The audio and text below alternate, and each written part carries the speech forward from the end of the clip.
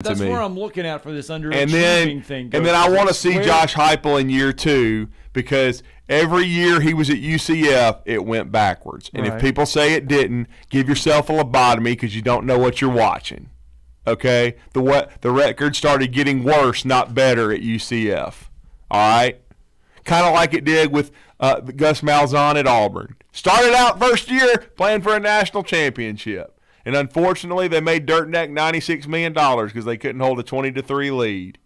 And so, and then at Auburn, it was still good. It certainly wasn't terrible. They never, never, it never fell apart on them. But they never came close, to doing that again, except for 2017. They were very close to making the playoff then, and fell short. Kerryon Johnson got injured, things of that nature.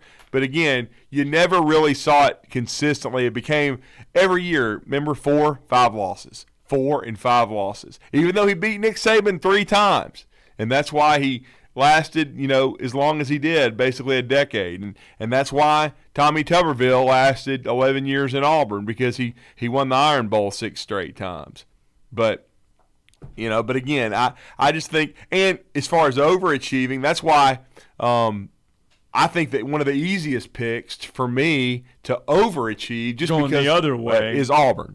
Just because they're picking them last. Austin Blanco put Auburn and Texas A&M as teams that'll underachieve this year. The only problem I have with Austin's thought there is Auburn was picked last how can you do worse than that in the West? That is true. I don't think that they're going to finish last. I think they're going to be better than that. That's just me. I'm thinking I'm wondering USC, Lincoln Riley. They're kind of on that line of if they go 7 wins, 8 wins. Is that underachieving in Lincoln Riley's first year with everything that he did through the transfer portal? I think they'll win 9 or 10. That league's weak sauce. He's got a quarterback. I mean, they'll probably figure out that they have to at least breathe on somebody defensively, and then they'll act like he's the Messiah and all this, even though everybody really knows that he's yellow. Just like the old Yeller movie, you can rack it up again. He's yellow as all the get out. I think that's basically what we said a few months ago. He didn't want any part of the SEC because he knew what would happen. Pat from Tuscaloosa joins us on the phone lines. Good morning, Pat. Good morning, Scott. Good morning, Drew. Hey, I couldn't get I had Hank South this morning, and I couldn't get an answer because he antiquated phone lines. Hey, but my question this morning is, I'm hearing David Hicks is going to make a trip to Tuscaloosa, and with a possibility of flipping Keon Keeley from Notre Dame, that would give us 2 that were equivalent, if not better, than the 2 in 92. And I wanted to ask Drew, if this current defense that we have had Brother Oliver at the controls, could they hold every opponent under 13 points? I mean, that's hard to say. Today's game's changed so much. I mean, Coach Brother Oliver back in his day in the 80s and 90s and when in his zenith in 92, he was ahead of the curve. There's no doubt. But it's hard to say what he would be doing now. I do think he was an elite defensive coordinator. I don't think he was an elite head coach. I think, he was definitely a lieutenant, not a general. I think he was a great lieutenant at times. I think he would be an outstanding defensive coordinator because usually those kind of guys adapt, but it's hard to say because the game has changed. But I do think for his time he was as good as there ever was. And the way I know that is Steve Spurrier because Steve Spurrier was ahead of his time offensively and used to always brag on how good Brother Oliver was on defense. He even tried to hire him. It never happened. But, again, I think Brother was elite during his day. There's no question about it. We'll see on the recruiting part of it, because with Keon Keeley, you also have to think about Quay Russaw, and Alabama's always going to have a spot for Quay Russaw too.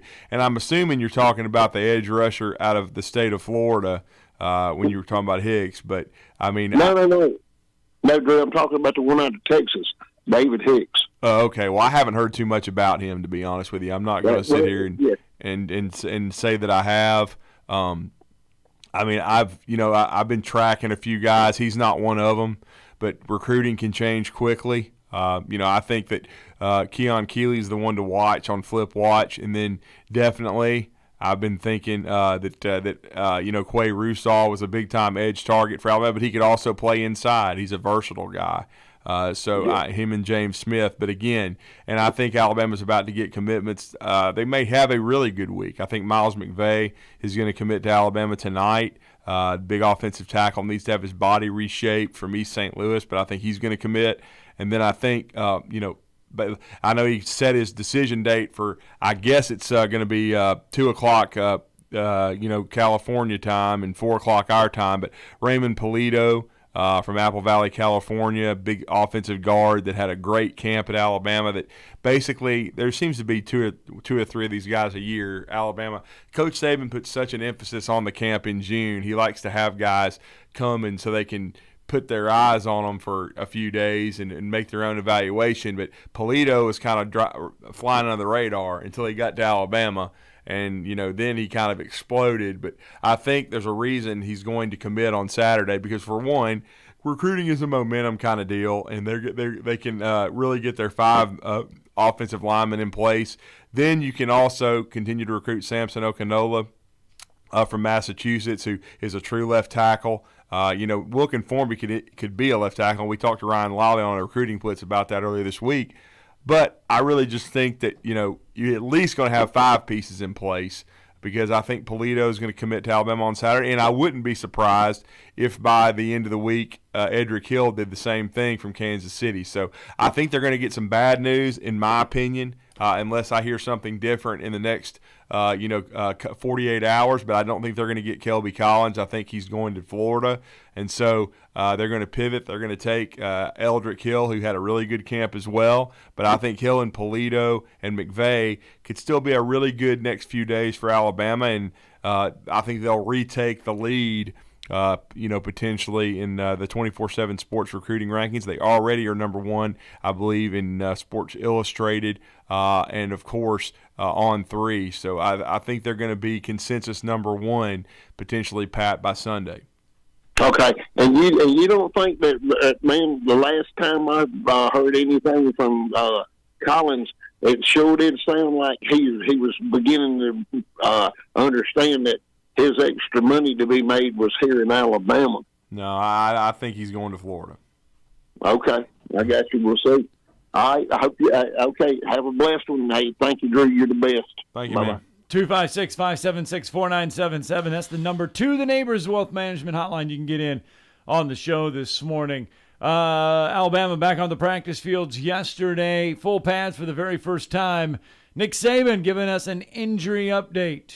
So, the only injury we have is, JoJo got a Jones fracture in his foot in practice a couple days ago. So those things are probably 6 to 8 weeks. So we'll just have to see how it goes. But hopefully, maybe by October 1st or something like that, he'll be close to being ready to come back. But he was doing a really, really good job, having a really good camp, probably the best he's been on a consistent basis. You just saw a guy that grew up and was playing with a lot of confidence. So we'll miss him for a while, but we want him to get well, and I'm sure he'll contribute to the team at some point in time this year. There you go. JoJo Earl out 6 to 8 weeks. Yeah, I heard a few days ago that it was very likely that he had suffered a fracture of his foot. First news I had heard was 8 to 10. So if it's 6 to 8, that's a little bit better and get him back. But I'll say this. There was a lot of conversation on social media that he was already about to be passed on the depth chart and this and that. I wouldn't assume that. I think he was having a really good camp, was looking smooth. What people do is all they focus on is what they saw last. They focus on the spring and last season. When he dropped a punt, when he was dropping passes, and I've said it on this show, he did struggle catching the ball in the spring. But I think you see, what people have to understand is sometimes your freshman year you get your feet wet and then the game starts slowing down for you and you figure stuff out. You're not defined by what you do as a freshman. Hell, if you were, some guys would never play in the NFL.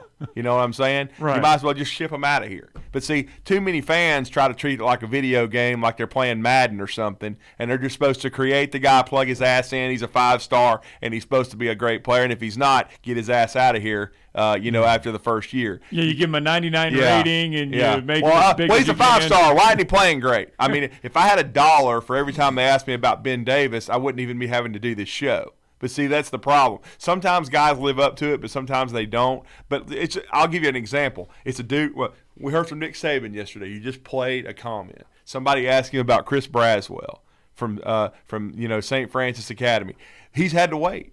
This is his 3rd year in the program. He was a 5-star, but he hasn't played a lot. But I bet you this. I bet you they're going to be some people impressed with him this year. Sometimes you have to wait your turn. You can't just say, well, why is he not playing? Get him out of here. That's not the way it works. You know what I'm saying? If you want to if you want to do things like that, then your program's going to be mediocre, and you can just go back and watch Mike Shula videos and just put your head in the toilet and lose, because that's the way it works. Not every 5-star is going to walk in. So, I'm just saying, play ready for I think moment. JoJo had a chance to have a really good year. Now, I don't know what will happen now. That stinks for him, because he'll probably be out 2 months or close to it, or a month and a half. And I think he was catching the ball much better. And I heard, somebody also asked Coach Saban about punt return. And he was going to be the primary punt returner. He'd done a much better job of judging the ball, catching it. And I think he had some, ability to do well. Now we'll see who it's going to be. Maybe Kool-Aid McKinstry, maybe Jermaine Burton. Personally, I would say Kool-Aid, but that's going to play itself out over the scrimmages in the next 2 Saturdays. So, but again, I just think sometimes people write guys off way too early in their careers. Well, here's Nick Saban talking about the competition within the wide receiver position. I think there's a lot of competition at that position between new guys, transfer guys, freshmen, old guys coming in. So be interesting to see how they do when, we scrimmage on Saturday. I'm kind of different than everybody else. A lot of these coaches we got, they want to get in the huddle and tell everybody what to do. Well, unless you can get in the huddle in the game and tell them what to do, we got a problem. So sometimes you got to let the players play. So when we go to a scrimmage, we'll see what they know, we'll see how they do, how much confidence they play with, and that'll go a long ways for us to make an evaluation of, is this guy, where is he in his development relative to being ready to play winning football for us? There you go. Unless you can be in the huddle with him. Oh, Nick Saban in good form yesterday after practice, talking about that competition there within the wide receivers. Yeah, and there's seeing a who's lot. going to step up on Saturday for that first scrimmage. Well, and with JoJo Earl being out, now there's even more competition in the slot. And so Christian Leary would be a guy to watch. I think Shaz Preston's been impressive as a freshman wide receiver with his physicality and how he's looked. Certainly, Kobe Prentice is going to be put on, I think a faster development, regiment, so to speak. He's going to be fast-tracked, I think, Kobe, because he has some ability. Isaiah Bond, too. There's a lot of freshmen. They've got a 5-man class coming in. Tyler Harrell, there's been talk about him, but he's been a little behind.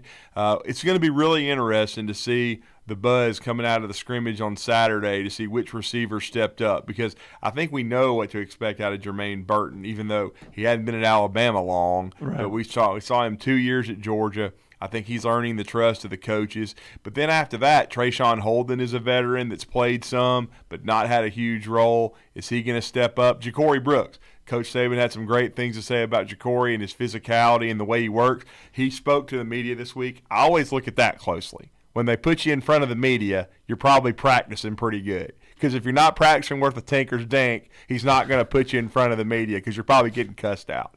Okay? Probably so. That's just the bottom line. Speaking of buzz and speaking of good, positive things, there's a lot of buzz in Gainesville. Billy Napier trying to do big things in Florida. How good can this Florida squad be? We'll break it all down for you with our first guest of the morning coming up next. You're listening to Talkin' Ball on 97.7 ESPN, The Zone.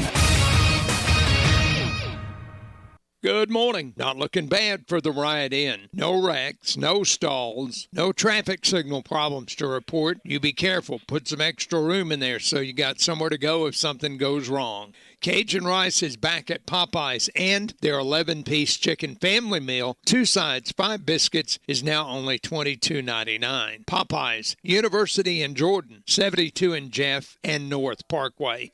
Captain Nick in the Popeyes Skywatch Traffic Center. This is Brent Musburger's VSiN Action Update on 97.7 ESPN The Zone. Rory McIlroy, the favorite to win the FedEx St. Jude Championship, underway today, the start of the FedEx Cup playoffs. McIlroy at plus 100 with Cameron Smith and Scotty Scheffler at plus 1,400, Justin Thomas at plus 1,600. Closing in on 2 weeks until week 0 of the college football season, SEC odds, Alabama the minus 140 favorite to win a 3rd straight conference title, Georgia at plus 160, and Texas A&M at plus 1,400. Exactly 1 month before the first NFL Sunday of 2022. The preseason starts this week for all teams. The Buffalo Bills now a plus 600 favorite to win the Super Bowl after opening at plus 750. The Bucks at plus 700. Chiefs and Packers each at plus 1,000. Red hot winning picks at experts.winnersandwhiners.com. Save 75% on any best bet package with the promo code ACTION75. That's ACTION75 at experts.winnersandwhiners.com. I'm Trey Westerberg, 97.7 ESPN The Zone.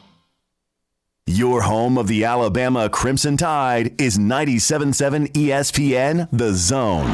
There's the knee, and Alabama has again done the job. You know, folks, the more things change, the more they remain the same. Alabama is still Alabama. Your home of the Alabama Crimson Tide is 97.7 ESPN The Zone. In 1982, Bob Baumhauer introduced Alabama to the Buffalo Wild Wing, and quite frankly, we've never been the same. Back then, it was Wings and Things in Tuscaloosa, but now, 40 years later, after 4 name changes, Baumhauer's Victory Grill is the #1 sports-themed restaurant in the state. Bob's Alabama Hot Chicken is something that has to be tried to believe, plus the new Bam Bam Chicken and the Louisiana-style Go Fish, a whitefish over rice topped with shrimp etouffee. And Baumhauer's is fighting inflation with some new affordable favorites. Visit Baumhauer's on the South Parkway today. Finding great candidates to hire can be like, well, trying to find a needle in a haystack, but not with ZipRecruiter. Its powerful technology actively finds and invites qualified candidates to apply to your job. So while other companies might deliver a lot of hay, ZipRecruiter finds you the needle in the haystack. See why 4 out of 5 employers who post a job on ZipRecruiter get a quality candidate within the first day. Try ZipRecruiter for free at ZipRecruiter.com/free. That's ZipRecruiter.com/free. If you're ready to lower your utility bills, it's time to call Eagle Insulation. Eagle can handle it all. Attic re-insulation, insulation removal, wall insulation, and new construction insulation, commercial and residential. Our primary goal is to save you money, and lots of it. Typical clients realize their return on investment within 3 to 6 months. That means the re-insulation actually pays for itself and then some. See if we can help you. Contact Eagle Insulation today, 256-755-1556, or log on insulatewitheagle.com. This is Wes Neighbors talking to Chris Haygood of Bob Wallace Appliance. Chris, what sets you apart from other appliance dealerships? Wes, these appliances are going into the most used room in your house, your kitchen. The way we have these appliances displayed, it's easy for you to visualize how they'll look in your home. Wes, what sets us apart is the people. They're well trained. In fact, they live and breathe these appliances. And if you need service, you'll really appreciate our parts department. Contact Bob Wallace Appliance at 256-533-2121. You've got to experience Toyotathon at Bill Penny Toyota. They've got the selection with over 700 new Toyotas to choose from. And they've got the extras with Bill Penny perks and a 10-year unlimited warranty. So get on over to Bill Penny Toyota today and experience Toyotathon. Bill Penny Toyota in Huntsville and online at BillPennyToyota.com. Bill Penny's Toyota 10-year unlimited warranty is valid through the 10th year of ownership. Valid on new vehicles only. See dealer for details. Coming up next, it's the Tom Abraham Show with me, Tom Abraham. Now back to more Talking Ball with Scott and Drew. Indeed, Talking Ball, 97.7 ESPN The Zone. Welcome in on a Thursday morning, 7:28 on a Thursday. The Florida Gators, Billy Napier, has created quite an excitement there in Gainesville and among the Gator fan base. Drew, so much so that the Florida Gators have sold more season tickets since 2017. They've sold more now since they have since 2017. There is quite the excitement, quite the buzz in Gainesville for what Billy Napier may and could bring in year one. Yeah, I mean, I'm excited for Billy. He was a great assistant coach at Alabama. Had a few interactions with him, and I thought he was a classy guy. I thought he did a great job at Louisiana. I know it's been a little bit of a roller coaster. They were super excited when he first got hired. Then there was some consternation about the recruiting, but the recruiting has really picked up. They were able to add another piece yesterday. Jaden Robinson flipping from South Carolina to Florida, and now they've got the number 12 class in the country according to On3, and 15 of the 17 commits are from the Sunshine State. So that was a big issue with Dan Mullen. Recruiting in the state of Florida, because the Gators should have had a vice lock on this deal with, as good a year, especially as they had in 20. But with Miami going through some, with Manny Diaz going through the mud, and then Florida State going through what they were going through, but Florida could never kind of get the traction, and that's why Billy Napier's there now. I like the staff that he's put together, certainly, and I'm excited about Anthony Richardson. I picked them to finish third in the SEC East in Billy's first year. I think they got a chance to be good and maybe overachieve. We were talking about underachieving to start the show. But our next guest is with us. Had a chance to speak to him briefly in Atlanta. He's been on our show before, but now he is the senior writer for Gators Online, part of On3 Sports. He also has an outstanding daily podcast each Tuesday, Stadium and Gale. Nobody knows more about the Gators than our next guest, and that's Nick Delatorre. Nick, welcome back to Huntsville in the show. You're with Drew and Scott. How are you? Doing well. Thank you for that nice intro there. Yeah, absolutely, man. You do a great job. Very knowledgeable. I know we've connected in the past when you're following the Gators to Omaha, and Kevin O'Sullivan won a national championship, and they have an elite program there. The Gators trying to get back football-wise.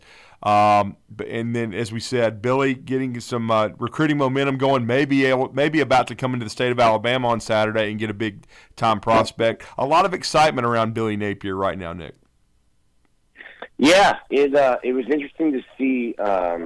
There was excitement, obviously, when a coach is 0-0 and first hired. There's a lot of excitement, and then there were some kids that didn't include Florida in their top, 4 or 5, and I thought the fans were turning on Billy before he'd even coached the game, but they've kind of gotten back to it. And I think the biggest thing is like you mentioned, they want to kind of you're not going to control the state of Florida. Nick Saban's going to come in and take some kids. Miami's going to get some kids, but as you said, they're getting kids from Orlando, Jacksonville, Tampa. These are the 3 big areas that Billy needs to address and to really get kids from and get commitments. You need to be able to get the 40 kids that you want to get, and he's doing that.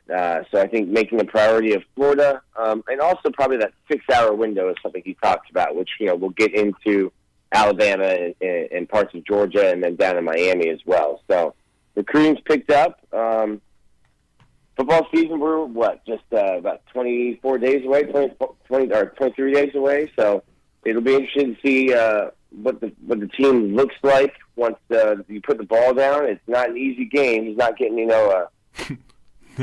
Southeastern Tech. No, he's not. A school like that. You're getting the reigning Pac-12 champion, who I think lost two players from that team. So welcome to the SEC, Billy, with a game like that.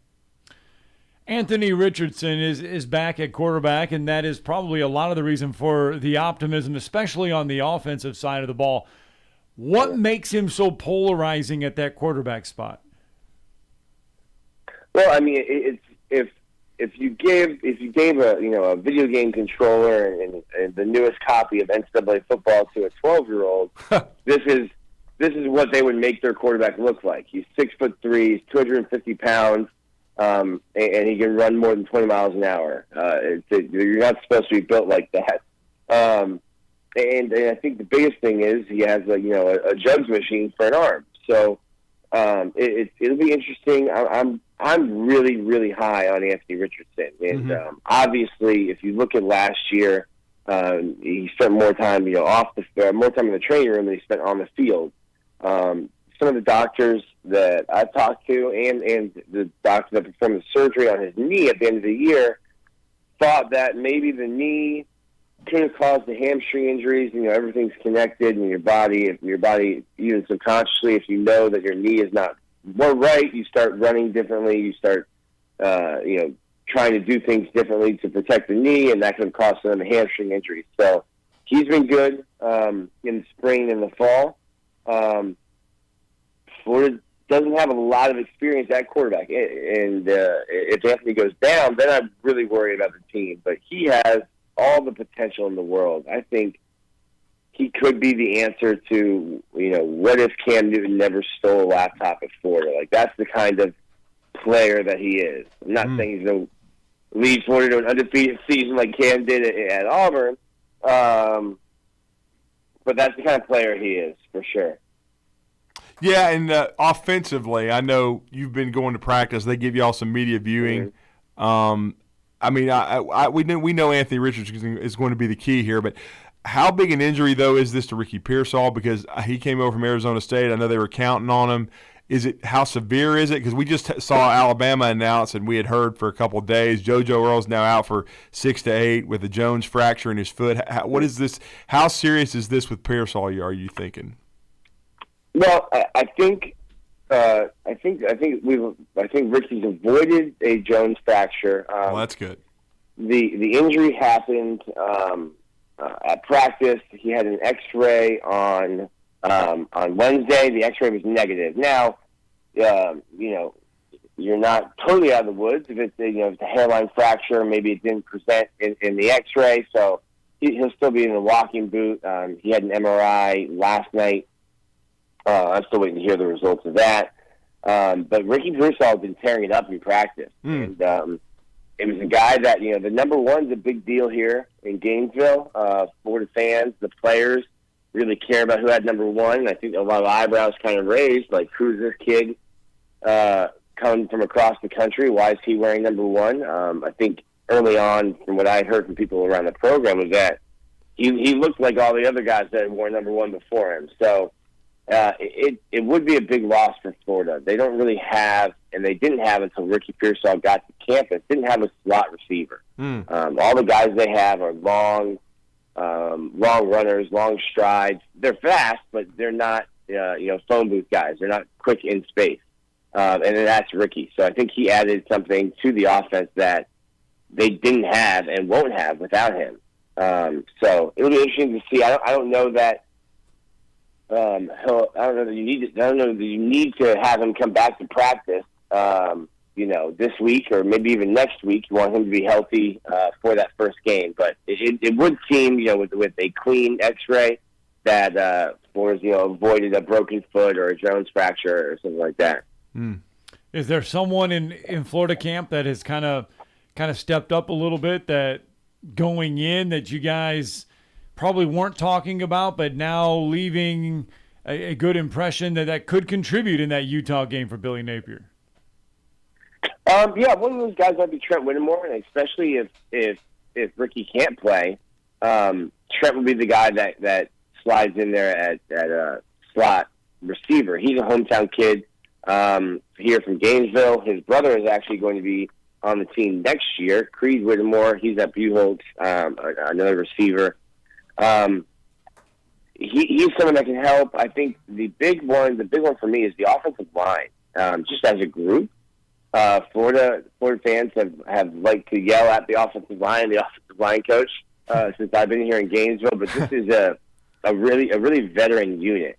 Starting left tackles back from last year, starting left guard, your starting center, a new right tackle and a new right guard. But the right guard is Osiris Torrance, who is going into his fourth year and has never allowed a sack. Spent 3 years with Billy at UL, and he's looked the part. And then I think after that, it's the running back room is really deep. So I'm looking for Florida to be much different than the 2020 Dan Mullen team, that's for sure. Yeah, not throwing the ball around the yard quite like that, but I think they have the pieces with 3 running backs, a veteran offensive line, and a quarterback that can run the ball to really kind of control the clock, control the game, and that'll keep you in some games if you can, move the sticks and can win the time of possession. We're talking to Nick Delatorre, Gators Online, part of On3Sports.com. And, Nick, I know, we were just talking about this from an Alabama perspective. Sometimes the fans give up on a kid too early, and if you're a five-star, they have such high expectations. Lorenzo Lingard went to Miami, transferred to Florida. We haven't seen a ton of him. But sometimes the change in head coaches and a staff can give you a new lease on life. Is Lingard a guy that could potentially break out for Florida? Yeah, I'm watching that position kind of like a hawk, and it's one where they are not really. If you go to practice, you can kind of tell. Okay, that's the depth chart. It's so fluid at running back in practice. I think.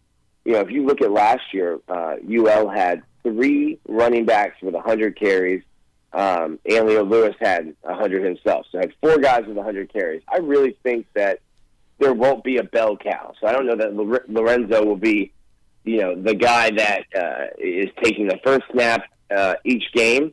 But I really am starting to think that Florida's team at the end of the year might look a lot like that UL team from last year in terms of stats, where all of the running backs, all 3 running backs, are getting, near 100 carries or around 100 carries. So I think Lorenzo has an opportunity. He is certainly a workout warrior. If football doesn't work out, I think he'll be a personal trainer or something like that. He's really fast. He's big. He's an impressive-looking running back, and the coaching staff likes him. I just don't know that the way that this offense is going to go this year, that any one of the running backs is going to stand out above the other. Mm-hmm. I know we're talking about the current season and the Florida Gators getting ready to open up the season against Utah, a monster game for Billy Napier, game 1. But I do want to bring up, though, I do want to ask your thoughts, though. How big is it that Florida and Georgia as well can bring recruits now into the cocktail party? Yeah, that's the biggest thing. I think Kirby Smart has spent, 3 years campaigning to do a home and home, which, hey, for selfish reasons, I've been to every stadium except for Auburn and Stanford Stadium there in Athens. For selfish reasons, I want to start ticking some of these boxes off, the last 2, so I would love a home and home. The thing is that Florida and Georgia get, I think this year will get $1.25 million each from the city of Jacksonville. That's a nice check. Now, I don't think either school is hurting for money, but that's a nice check to have to turn down to then do home and homes. I think the biggest thing Kirby was angry about was you're missing an opportunity to host recruits. And I think, that's something that Alabama gets to do when they host the Iron Ball, or Auburn, vice versa. So I think that'll be a big deal for both teams. It's a really cool game. It's a really cool environment. It's unique. It's one of the reasons, and probably one of the recruiting tools, that each coach at Florida and Georgia will use to point out to kids, like, hey, this is a really cool game that you'll get to play in 3, 4, 5 times.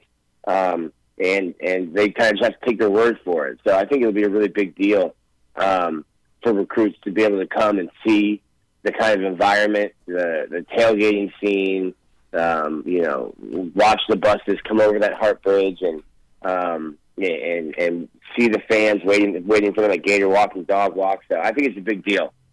And, Nick, I know switching the other side of the ball, there was a lot of criticism of Todd Grantham the last few years under Dan Mullen. Now we have a new era with co-defensive coordinators in place for Billy Napier.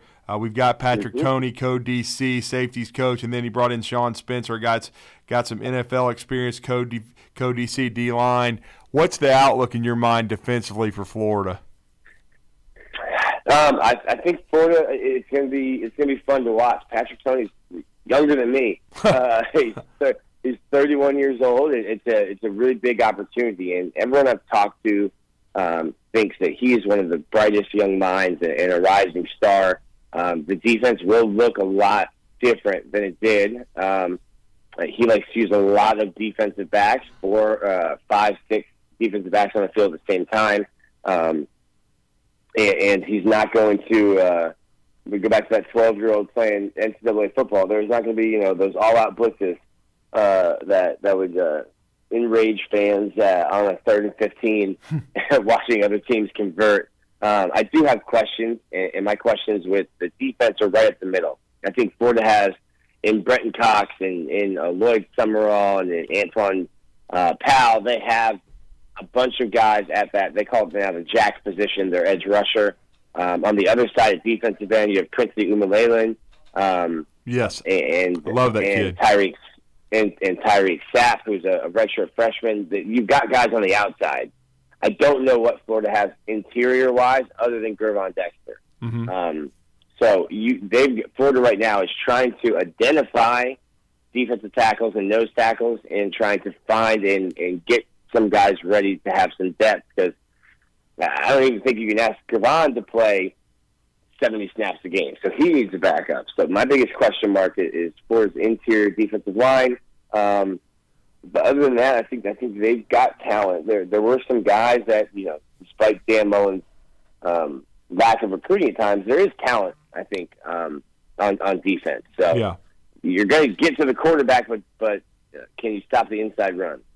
I think Princely definitely could bust out, because I follow recruiting closely, got some really good contacts, Nick, and I got to tell you, I thought Florida stole him. I thought Alabama should have taken him late, but they did not. Florida stayed on top of him, and I've heard some really good things, that he had a really good spring. I think he could be a breakout under this new staff. I really like that kid from the state of Texas. I think he's got a chance to be a really good player. But I'll say this, we kind of referenced it as we're wrapping it up with you, though. Pretty tough schedule. The 3 of the first 4 difficult matchups for Billy Napier. It's got to hit the ground running.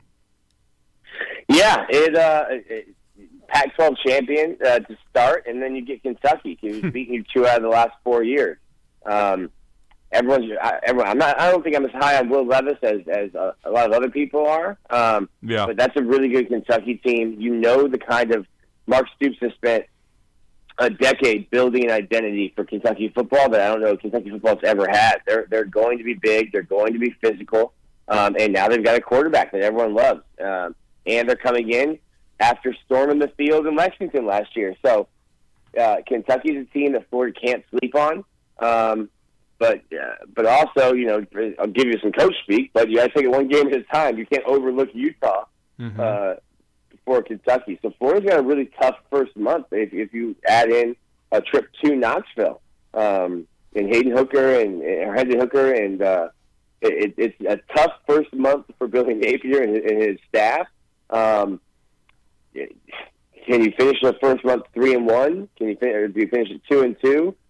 It would be really, really interesting. And I don't know that I'd predict this to happen, but what would the team do? Because the team that, not to say they quit last year, but when the stuff started hitting the fan, the team looks certainly different. What happens if Florida starts 0-2 with the loss to Utah and the loss to Kentucky?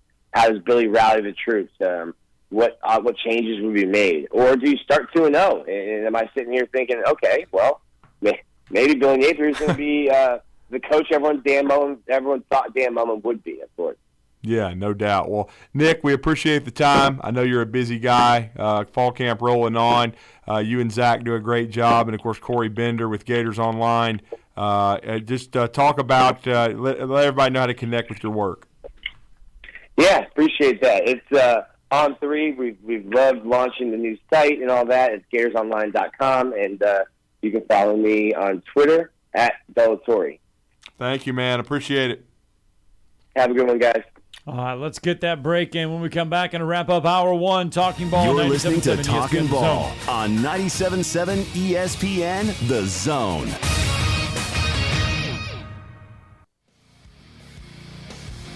Got a wreck at 4 Mile and Carl T. reported with an injury.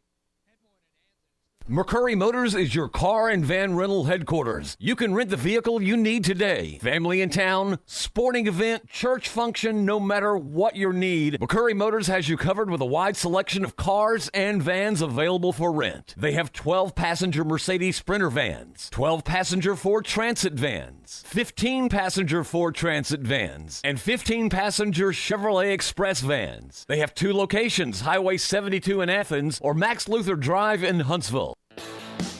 At Bad Daddy's Burger Bar, people call the award-winning burgers totally insane, which is a compliment because Bad Daddy's Burgers are just that, chef-inspired expressions of pure burger amazingness built with premium Angus beef. They're bold and they're bad. Pair one with one of their signature cocktails or assortment of local craft brews. Bad Daddy's Burger Bar, 2317 Memorial Parkway. Check out our menu and even order online at BadDaddy'sBurgerBar.com. When I chose a garage door company, I did my homework. I needed Precision Overhead Garage Door Service. They have a 5-star Google rating. I checked their reviews and liked what their customers had to say. Precision Overhead Garage Door has lifetime warranty packages. Same-day service if I call before 2 p.m. If they can't make it the same day, my service call fee the next day is waived. They did a 25-point safety inspection on the door and operator. Now that's peace of mind. Residential, commercial, and gate services. Precision Overhead Garage Door Service. Call 256-400-4500. Are you tired of chasing a roofing contractor to show up on time, or even show up at all? I'm Sam Fleming with Fleming Roofing and Restoration. Our motto at Fleming Roofing is we show up. Our goal at Fleming Roofing is to provide the reliable customer service that you deserve, and we have the resources to meet all of your roofing needs, residential, commercial, industrial, replacement, or repairs. We are manufacturer certified for roof coatings, single-ply membranes, and asphalt shingles. Whenever you need a roofing professional you can count on, call Fleming Roofing and Restoration. We are committed to finding the solution that meets your needs. We don't have quotas or heavy-handed sales tactics. Fleming Roofing, we have expert experience. We show up. Free estimates, residential, commercial, industrial, replacement, or repairs. Check us out at FlemingHSV.com. FlemingHSV.com. When you need a quick response, it's Fleming Roofing and Restoration. We show up. Back to school shopping on a budget? Then Kohl's is the place to go. With the extra 20% off, I got my kids activewear for under $9 and jeans for $14.39. Plus, I found 2 for $20 character tees and got $10 off as a Kohl's Rewards member. More style and more savings? Check and check. Select styles, 20% offer ends August 14th. Some exclusions apply. See store or Kohls.com for details. AVIQ. Who is AVIQ? AVIQ is audiovisual the intelligent way, where we put our IQ to work for your AV needs. With more than 100 years combined experience in audio, video, and automation, our team of experts is dedicated to one thing, helping you discover technological solutions that make your home special. Once you experience a game or a movie on one of our state-of-the-art home theater systems, you may never leave the house again. AVIQ can build the entire system for you or provide the quality components if you're a do-it-yourselfer. But AVIQ is more than just home theater and state-of-the-art sound systems. We offer a variety of control options for home technology. Energy efficiency, heightened security, and improved quality of life are all attainable through the automation of home systems. Intuitive and user-friendly control is our main priority in designing a system that meets your needs. Don't just take our word for it. You need to see it to believe it. Come visit us at our state-of-the-art showroom on University, just east of Jim and Nick's, across from AT&T, or visit AVIQHSV.com. Listen to the Tom Abraham Show. And he loves fishing. I hadn't called in during your show lately, but just wanted to say hi. It's just amazing. It's great people y'all have and the great personalities and all the talent. And we're lucky in this area to have you guys. Listen to the Big Dog, weekdays from 10 to noon on 97.7 ESPN The Zone. As the Atlanta Braves battle for another postseason run. Throw comes in, and he got him! Oh, my goodness, what a throw! It's also the start of football season. We've got you covered right here on 97.7 ESPN, The Zone. This segment of Talkin' Ball is brought to you by University Kia, the #1 volume Kia dealer in the state of Alabama. Located online at universitykia.com. Welcome back. Talking Ball, 97.7 ESPN, The Zone. Scott Tyson, Drew DeArmond with you, holding court until 9 a.m., wrapping up hour 1 of our show here on a Thursday morning. We started off the show by asking you, everyone at home, which college football team do you think will underachieve in the coming football season? You can also flip it if you want to and ask, who's going to overachieve, because there's always that one team out there that we don't talk about, and they come out of nowhere to either get to the college football playoffs or make it to their college their conference championship game. I mean, last year you could put Wake Forest in that category last year where they overachieved. Yeah. So Pitt. Yes. Winning the ACC. Clemson last year, you could say underachieved. Yeah. They were that group of underachieving North teams. Carolina, because remember, they were a preseason top 10 team, and they fell flat on their face and couldn't even beat South Carolina. Yes, so North Carolina underachieved big time because they were expected to contend with Clemson, possibly even get a playoff berth. Hey, Texas A&M, that's a shock. They went 8-4. But where would you slot? Where would you put Texas this year? If underachieving. Underachieving? I mean, somebody voted him number 1. Somebody drank some moonshine with some PCP in it, and I don't know.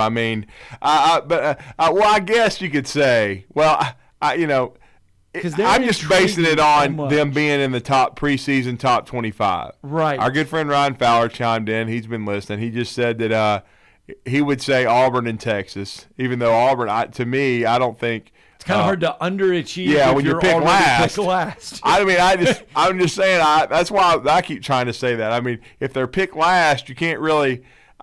Now Texas, I agree. I think they'll be better. I think they'll be 8-4. But I don't think they're going to be, a top 20 team in the country. Is I just really don't. 8-4 for Texas or this year? 7-5. If Texas goes 8-4, yeah.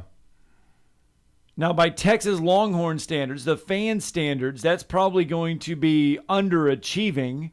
Oh yeah, because they think they're going to win it all every year, exactly, even though because they're back every year. If you look at the history of Texas football, like I told somebody asked me about Texas and Alabama and the expectations and everything, and I said, well, both of them have high expectations, but if you go back and you look, at the history of both programs and what they've actually accomplished, it's like comparing a Rolls Royce to a Buick, and because Texas, if they were as good as people always said they were going to be, they would be a Rolls Royce, but they're not. They're a Buick, and Alabama's the one that's achieved quite a bit. So, I'm just saying that's just the analogy I used. No, I'm just saying, and you bring up a point there. There's got to be something in the water there in the state of Texas because Texas A&M feels the exact same way because Alabama was guilty of it under Shula. Okay. Because if you remember 2005 when Alabama beat Florida. And Urban Meyer had flapped his trap, and when he first got to the Gators and said, we have infallible plans here with our game plans. If we execute our game plan, we are unbeatable. It's basically what he said. Then he came to Tuscaloosa and got mud-holed. Unfortunately, it was the last game for Tyrone Prothro, right, who was coming into his own as a Heisman candidate when that happened. And it was except for his injury, it was a beautiful performance. It was just watching Urban act like somebody had hit him with a mallet, and that he was not as smart as he thought he was. Because again, I got to enjoy that when Iowa beat the living tar out of them in Iowa City a few years ago. Yeah, that was a great one too. I remember that one. and so that was another underachievement for Herb. Yes. But I'm just saying, I think Texas, some people think they could win the Big 12. I don't think so. I think they're going to be better, but if you go by what some of the fans are thinking in the preseason rankings, I don't buy the fact They're going that to Texas is a underachieve. top 20 team. They're going to underachieve in the fans' eyes. Texas will. All right. That's hour one. Hour two is going to get underway here in just a jiffy.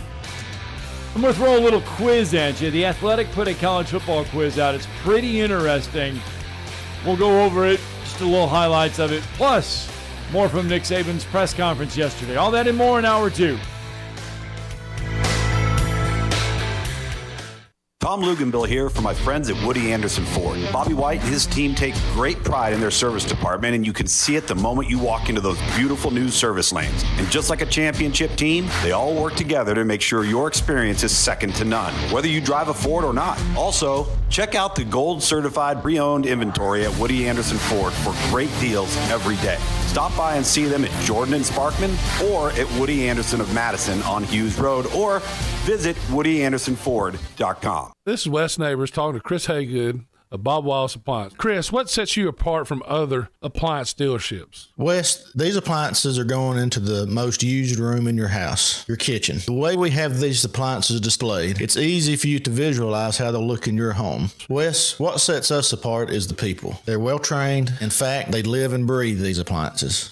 And if you need service, you'll really appreciate our parts department. Contact Bob Wallace Appliance at 256-533-2121. WZZN, Union Grove, Huntsville, Alabama.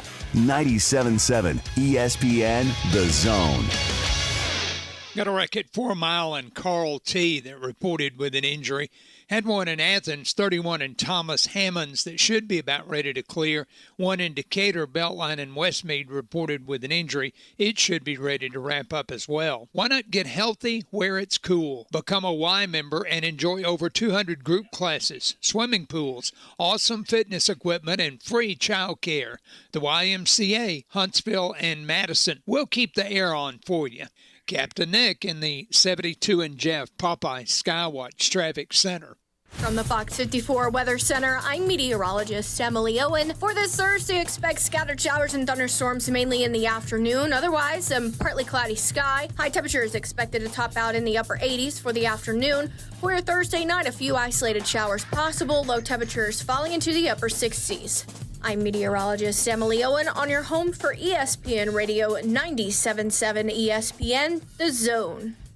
This is Brent Musburger's VSiN Action Update on 97.7 ESPN The Zone. Rory McIlroy, the favorite to win the FedEx St. Jude Championship, underway today. The start of the FedEx Cup playoffs. McIlroy at plus 100 with Cameron Smith and Scotty Scheffler at plus 1,400. Justin Thomas at plus 1,600. Closing in on 2 weeks until week 0 of the college football season. SEC odds: Alabama, the minus 140 favorite to win a third straight conference title. Georgia at plus 160 and Texas A&M at plus 1,400. Exactly 1 month before the first NFL Sunday of 2022, the preseason starts this week for all teams. The Buffalo Bills now a plus 600 favorite to win the Super Bowl after opening at plus 750.